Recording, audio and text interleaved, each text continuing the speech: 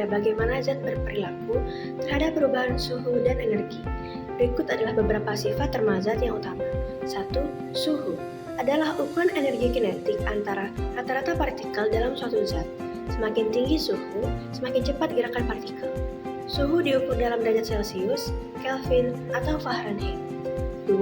Kalor adalah energi yang ditransfer antara sistem atau antara sistem dan lingkungan akibat perbedaan suhu. Kalor dapat ditransfer melalui konduksi, konveksi, atau radiasi.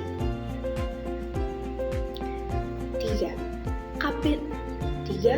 Kapasitas kalor adalah jumlah energi yang diperlukan untuk menaikkan suhu 1 gram zat sebesar 1 derajat Celcius atau 1 Kelvin. Kapasitas kalor dapat bervariasi tergantung pada fase zat padat, cair, dan gas, dan kondisi tekanan. 4. Zat dapat mengalami perubahan fase, misalnya dari padat ke cair, cair ke gas, ketika energi ditambahkan atau dihilangkan. Proses ini melibatkan kalor laten, yaitu energi yang diperlukan untuk mengubah fase zat tanpa mengubah suhu. Sifat termal zat dalam berbagai fase. 1. Padat. Partikel terikat erat dan bergetar di sekitar posisi tetap, memiliki kapasitas kalor yang lebih rendah dibandingkan cairan dan gas. 2. Partikel lebih bebas bergerak dibandingkan padat, tetapi masih saling tarik-menarik, dan memiliki kapasitas kalor yang lebih tinggi. 3. Gas. Partikel bergerak bebas dan memiliki energi kinetik yang tinggi. Gas memiliki kapasitas kalor yang paling tinggi dan dapat mengembang untuk mengisi ruang. Reaksi eksotermik dan endotermik adalah dua jenis reaksi kimia yang melibatkan perubahan energi, khususnya dalam bentuk kalor. Reaksi eksotermik adalah reaksi kimia yang melepaskan energi dalam bentuk kalor ke lingkungan. Dalam reaksi ini, energi yang dibebaskan dapat menyebabkan peningkatan suhu di sekitar reaksi. Contohnya, 1. Pembakaran. Pembakaran bahan bakar seperti kayu, gas, atau bensin adalah contoh reaksi eksotermik. Ketika bahan bakar terbakar, energi yang tersimpan dalam ikatan kimia dilepaskan sebagai panas dan cahaya. 2.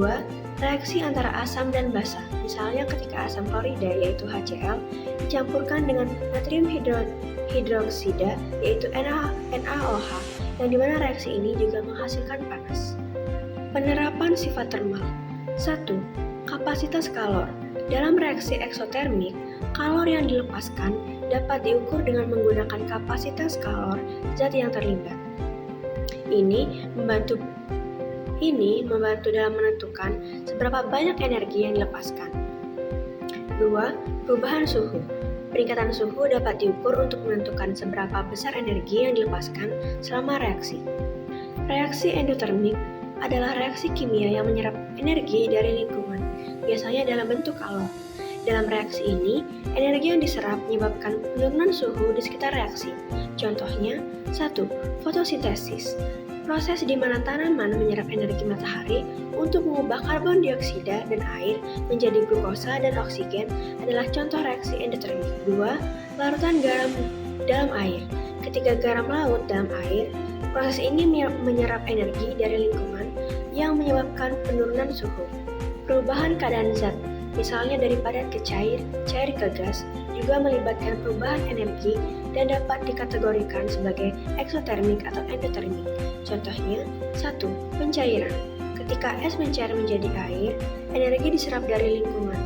Proses ini adalah endotermik karena memerlukan kalor untuk memecah ikatan antara molekul-molekul es. 2. Pembekuan. Ketika air membeku menjadi es, energi dilepaskan ke lingkungan. Proses ini adalah eksotermik karena energi dilepaskan saat ikatan baru terbentuk antara molekul air. Penerapan sifat termal. 1. Kalor laten, pencairan, dan pembekuan. Dapat digunakan untuk menghitung energi yang diperlukan atau dilepaskan selama perubahan fase. 2. Kapasitas kalor. 2. Kapasitas kalor juga berperan dalam menentukan seberapa cepat atau lambat perubahan fase terjadi.